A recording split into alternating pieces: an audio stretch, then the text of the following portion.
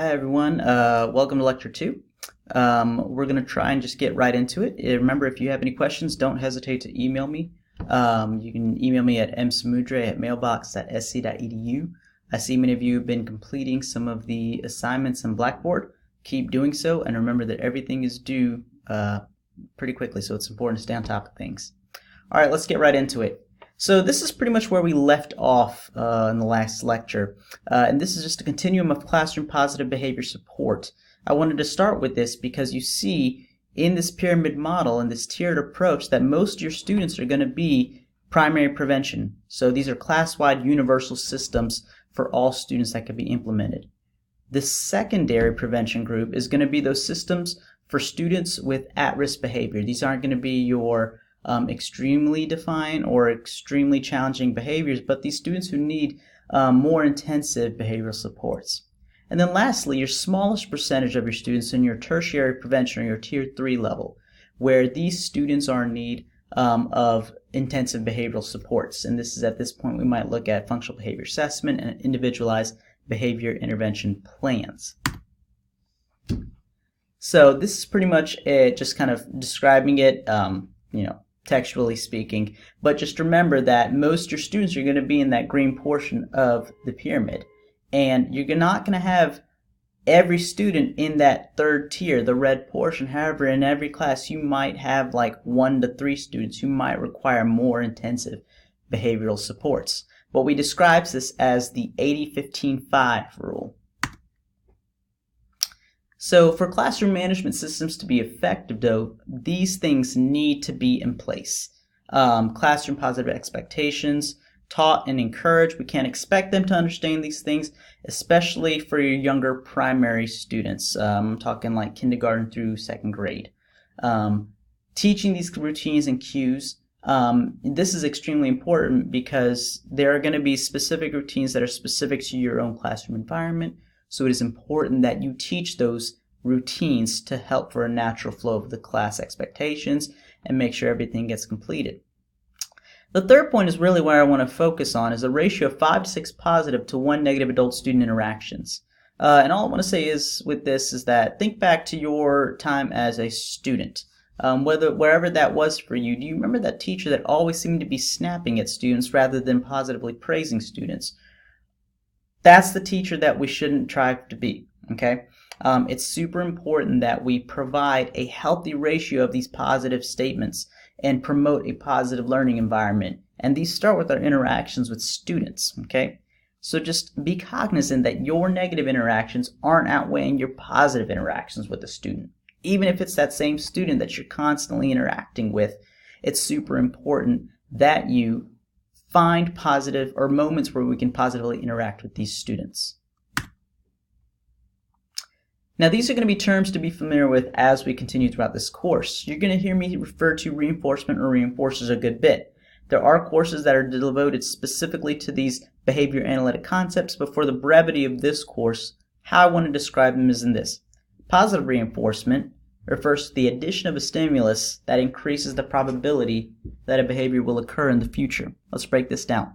Positive means the addition. It doesn't mean positive in nature. It means I'm providing something or something is being provided, and the result is that a behavior, if it's reinforced, it occurs, the probability of it occurring in the future is increased. As opposed to negative reinforcement. Negative, again, does not refer to the nature of reinforcement. It refers to the removal of a stimulus that increases the probability that a behavior will occur in the future. For example, consider a student that engages in challenging behavior that results in escape. Okay? So, if I'm engaging in challenging and problematic behavior and it always results in this task that I don't want to do being removed, that would be an example of negative reinforcement. And then reinforcer, which is it's important to pay attention to the language, which is quite protected in this field, and that refers to any kind of stimulus change that increases the probability that the behavior that immediately precedes it will occur again. This is important because when I refer to things as maybe rewards, I might refer to them as reinforcers. These are things that indicate some change in the environment and results in a behavior, an increase in the probability that a behavior will occur again.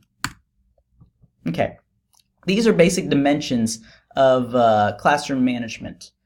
First, prevention refers to what can be done to prevent problems.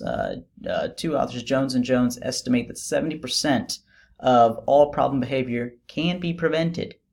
Maintenance.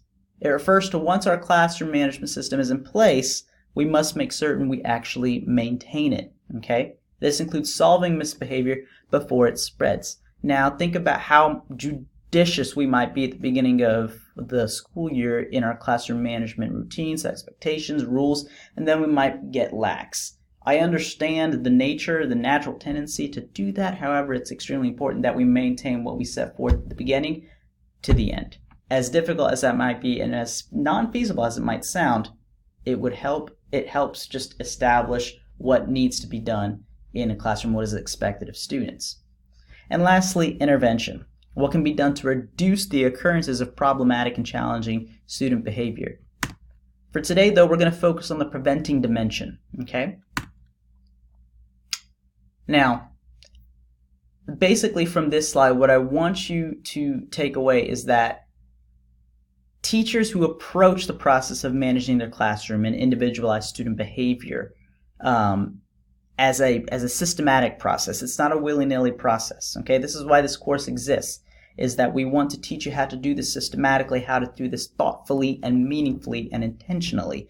We can't go about it willy-nilly because then it results in a haphazard classroom management system, which will probably work contradictory to its original design. Whatever you might intend it to work as, it might not work as the intended outcome. Okay. I'm going to briefly go over some traits that are prevalent in a successful classroom manager, though. Okay, and in approaching this thoughtfully and meaningfully, these are things that we could adhere and apply to our own practice. The first term is overlapping. Okay, and this refers to the ability to deal with more than one situation at a time. Now, if we're teaching a class full of 25 or teaching a class in a resource setting full of 10, there's never going to be just one thing happening or one student behavior or one thing that we're doing at a time. It's not necessarily practical, okay? A classroom is a dynamic environment, and our ability to overlap and multitask and deal with different things at different times or synonymously or synchronously with each other is extremely important. Next, it refers to the smoothness and the momentum. This refers to our pace as an instructor and a teacher. We need to keep momentum. We need to keep it fast-paced while still paying individual attention to students who might need additional support. But the pace should be relatively quick. Major mistakes that can kind of hinder your smoothness and your momentum, that slowingness and that overdwelling and appearing fragmented with your thoughts and going back and forth. This is pretty common mistakes that we might see that hinder an effective educator in their smoothness and the momentum of their instruction. Student accountability. There can be individual accountability, and this refers to the degree to which students are responsible for their own performance. And then attention. We want to randomly pick students for recitation, okay? Or we can do choral responding, which increases student academic engagement or maintains it. We can ask a question and then call on a student for individual opportunities to respond, but ensuring that there is an adequate number of opportunities to respond for students is critical in maintaining student academic engagement. The valence, okay? Or valence, so however you prefer to say it. It's what we do to attract and hold that student attention. Just think of those extremely boring lecture-based teachers that you encountered in your time as a student, and think about how difficult it was for you to sustain your attention, okay? Think about how there were so many days where you might have gone in and walked out and not know what you talked about, okay? It's extremely important to avoid those tendencies to just drag on and on and on. Diversify your activities, okay? Diversify your language, your speaking, your delivery. All of these things can intersect to increase your valence. But in the words of Carolyn Evertson, one of the first and most basic tasks for teachers is to develop smoothly running classrooms, okay? Again, this is just, re-clarifying a lot of what we just talked about in the first 10 minutes of this lecture very briefly, is that to prevent problem behavior, which effective teachers do, we have to establish our role as a leader in the class. We organize these classrooms thoughtfully and systematically. We'll communicate and teach these behavioral expectations, and I assure you, when the classroom control is lost, and I'm not talking in the moment of a 5-minute period, I'm talking about a span of across several months, it is difficult to regain it. So it is imperative that we start the school year off on this note. Okay. In proactive classrooms, teachers design their classroom environments and engage in behaviors that reduce the probability that disruption will occur. Okay? I want to distinguish between proactive classrooms in which they design their classroom environments intentionally from the beginning to a reactive management system, where that guttural move, that teacher waits for the problems to occur and then reacts. And this is coming back to the reactive and preventative piece we discussed during the first lecture. The characteristics of a proactive classroom in preventing challenging student behavior: high levels of student engagement, okay? Those opportunities to respond that we briefly discussed. Low levels of disruptive and off-task behavior, okay? The things that we do to minimize those occurrences. These things, and I don't mean to sound like a broken record, but I want to edify that these things do not just happen. They're a result of well preparation and thoughtful and systematic introduction, delivery, and design of these things. Now, it's important that you recognize your role in the classroom. You are a decisive and powerful force in the classroom, in that you can actually be a major contributor to student behavior. Think about the example that we talked about at the beginning of this lecture, in which if a student possibly engages in behavior, okay, now this is hypothesizing, if a student engages in behavior which always continuously, reliably results in that student escaping a task, and a teacher is the one removing that task, a teacher actually being the one to remove it is contributing to this behavior occurring again, if we're hypothesizing that the student engages in this behavior to escape a task they don't like. It could be that the teacher provides dense and rich attention to a student who engages in challenging behavior at any time reliably after they engage in this behavior. It could be that the student engaged in that behavior to occasion or to gain access to attention which is being provided to by the teacher. And attention is attention, whether it's good in nature or bad in nature, whether it's a reprimand or it's the soft coos and pats on the backs. That is attention. I'm not saying you shouldn't provide it. I think it's helpful in providing and promoting a positive classroom environment. However, if a student is engaging in problematic behavior to occasionally gain access to attention, then you are contributing to student misbehavior. And that leads me to a point that you might hear me speak on quite frequently, and that is we have to be cognizant that we can't often change student behavior unless we change our own teacher behavior first. Okay?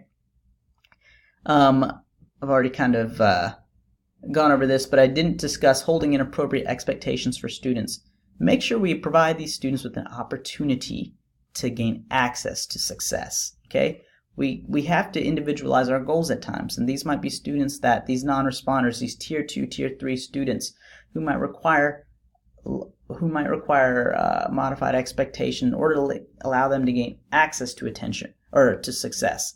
So that way, experiencing that contingency, experiencing that success in and of itself is reinforcing for a student. Okay, so I'm going to pause right here because each lecture is going to be about 15 minutes in length, okay? I pause the lecture and then I restart at this slide and it'll be another 15 minutes, okay? So we're going to go ahead and pause, tune into part 2 of this lecture, and we'll see you soon.